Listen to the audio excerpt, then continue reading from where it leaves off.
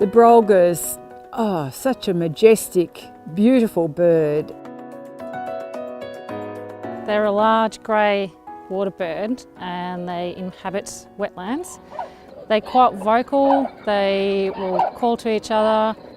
We're just out of Rutherglen, about 5 kilometres east of Rutherglen, and we're in a beautiful site that the Brolgas obviously love.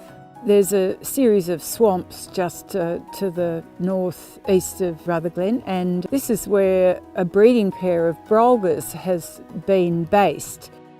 It's pretty iconic that you've got a wonderful bird so close to the town.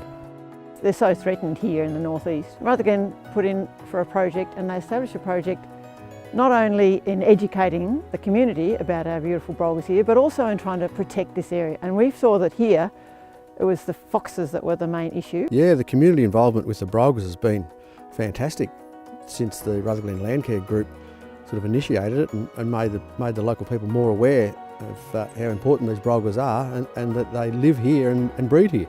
They've got these really interesting behaviours.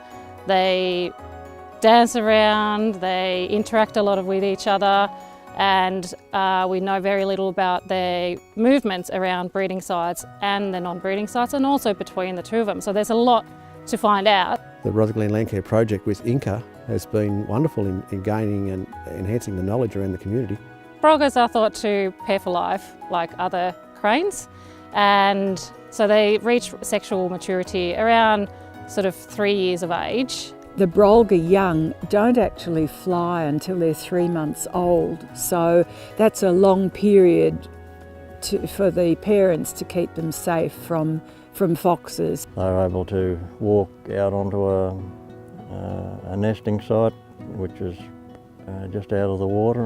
And as the chicks grow, the parents will eventually take the whole family to a non-breeding site where other pairs with their chicks are bringing them as well. The young will then start to interact and start to form bonds. The Brolgas are a majestic bird, and I think they're a great indicator of the health of our environment, both, well, in all aspects, land, water and air. And I think the fact that we've got them here says a lot about the health of the environment in this area at the moment.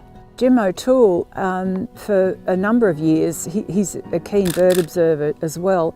He's been observing the Brolgas and photographing them, and has produced a huge number of wonderful images. Oh, they take an excellent photo, and I think, you know, I've probably got a couple of hundred shots up there that I've bothered to keep out of the many thousands that I've taken over the years. Yeah, they're very alert.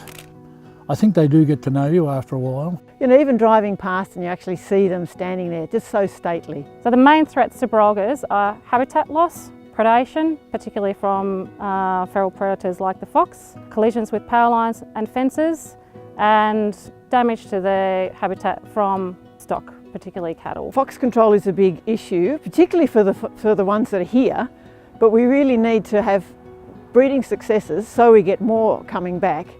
But they've got to have the environment for them to come back to, and that's where we need more wetlands that have got a little bit more permanent water.